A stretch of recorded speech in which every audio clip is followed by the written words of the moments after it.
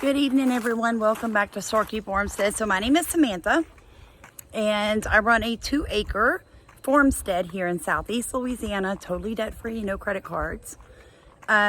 We grow everything sustainably in what we call closed loop systems or sustainable loop systems. We bring very few inputs onto our property. We create tremendous outputs, all on 2 acres, all on clay soil, no till. It's amazing. If you guys have never done so, I highly suggest you go check out our no-till playlist. As you can see, the bus is in the yard, guys. It's Wednesday night. We have children's church. You guys, how cute. That's 9 baby rabbits squished up in the back of their little nesting box. Aren't they adorable? Today's video is very simple, you guys. Check in. Check in with each other. Check in with your family members. Check on your kids. The reason I'm saying this is here recently I have seen a huge uptick in attacks on Christians. Now, a physical attack, yeah, that's all the time. But I'm talking spiritual. Friends of mine, people at my church, us, my children. I'm seeing Satan go into overtime, right? Why is that? Because we're drawing near. We're drawing near to great success as the body of Jesus Christ, as the church. And I truly believe that. I believe that we're going to see the church prosper in a way it hasn't done in America and around the world in hundreds of years. We're going to see true wealth. Now, I mean physical wealth coming to the church. We are going to see real persecution also. So I wanted to tell you guys, you need to be checking in with family and friends. Very much so. We need to work each other up. We need to encourage each other. If not us, then who's going to do it? They're not going to get encouragement from the music. They're not going to get encouragement from a secular worldly job. They're not going to necessarily get encouragement from their spouse unless that spouse is saved. So we have to do that. We have to reach out to people and just tell them you love them. Encourage them by just telling them that you love them. I'm just seeing such an attack on the body of Christ, right? So I mean, think about it. When you turn on YouTube, it's one false prophet after another. You turn on the news, all bad news. Read a newspaper, all horrible articles. They're all lying. It's all about death, destruction. Guys, get involved locally. That's where you are going to make an impact. Yes, we all want to be movers and shakers, right? Like we all want to see something happen and we all want to finish this race strong. But God put you in your community where you are for a reason. And unless He has specifically told you to move and you're just not doing it, which makes you disobedient, then you need to get busy where you are locally. You need to be running for school board office, police juror, whatever type of government is set up in your area, you need to be involved. We need to take back local politics. That is where the power is. So I went to apply to speak at my local political get-together in April. The secretary proceeds to try to tell me all this nonsense and lies about how we don't need a Right to Food Act because nobody can stop you from growing food. And I said, well, we need to be proactive instead of reactive. And we need to put something on books that forever gives people the right to grow food in this parish, which is a county for you. Then she proceeds to tell me that an HOA, which is, basically like a group of people that make rules for housing, she's like, they have more power than the county laws. No, they don't. See, that's what's wrong with America. Nobody really understands how the government is supposed to work. So as the government is working incorrectly, you don't even realize the power that you have. So I'm hearing all these people in Oregon, you guys have been like really commenting a lot. And you're telling me, oh my gosh, they're stopping us from growing food. That's the state. What are you doing in your county? What are you doing in your town? Like, what laws are you getting passed locally to protect your right to grow food? Y'all hear those crickets?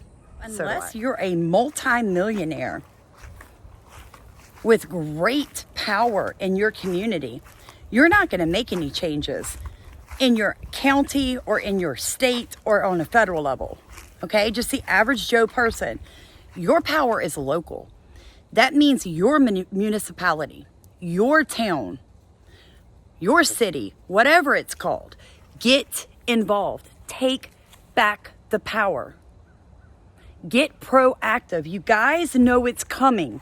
All right, so my state, yesterday I told you, the state of Louisiana just passed a law that said the World Economic Forum, the United Nations, nor the World Health Organizations can pass any taxes, pass any laws, or have any control over any part of Louisiana or its citizens.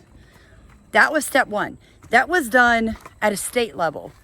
Now, come all the way down to my little 23,000 person parish, which is a county for you, and we are putting in moratoriums to stop new development until we can get some ordinances passed, like lot size. We would like it literally to say you can't have more than one dwelling on 1 acre.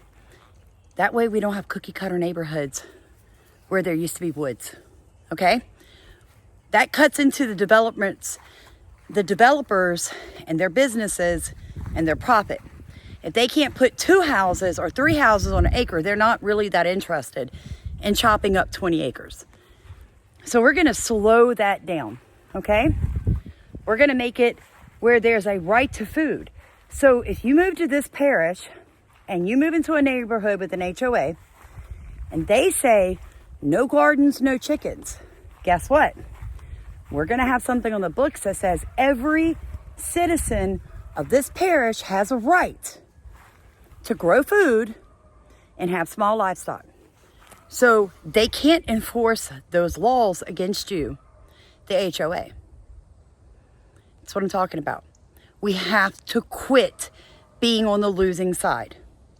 We have to step up as Americans and start taking the right back. We have to, you guys, for your children's sake. Get off the couch, get involved. Check in with your family members. Check in with your church body. Pray over your pastor. Anoint your children next time you see them. Love on them. Encourage people today because we are in a fight for our lives.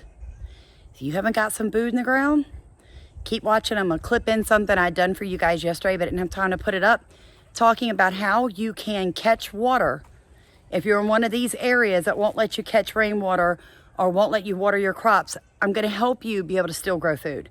God bless you guys. If you'd like to support our channel, you can drop something in Venmo, Cash App, or PayPal. We would greatly appreciate it because we were demonetized for bringing you the truth.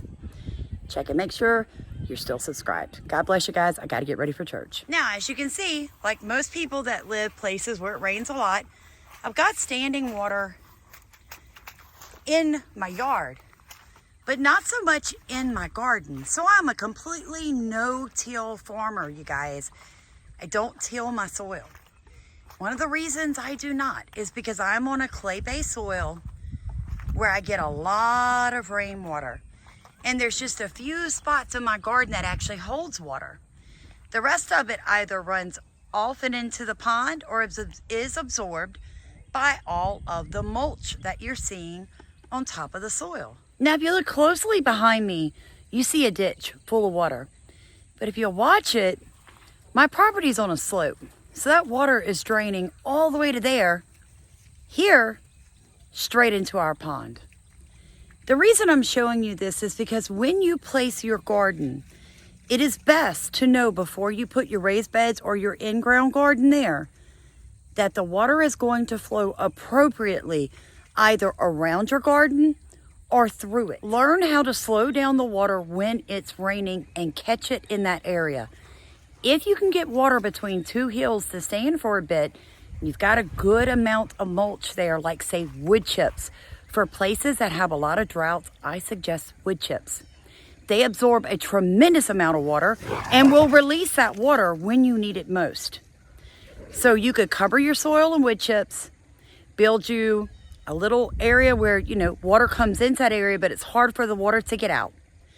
And then you need to plant drought-resistant varieties. There are ways around what's happening with the socialistic Green New Deal laws being passed across the country. God gave you a brain. Outthink them. Get yourself educated in sustainable agricultural practices and begin doing it. Don't plant a huge garden in an area that's not going to let you irrigate it until you figure out what varieties need less water, how to use the rain when it does happen, how you can manipulate your property so that you can continue to grow food. Start small, stay in. Don't overwhelm yourself when you're trying to figure it out. God bless you guys. You can do this. Get out there, get something in that garden.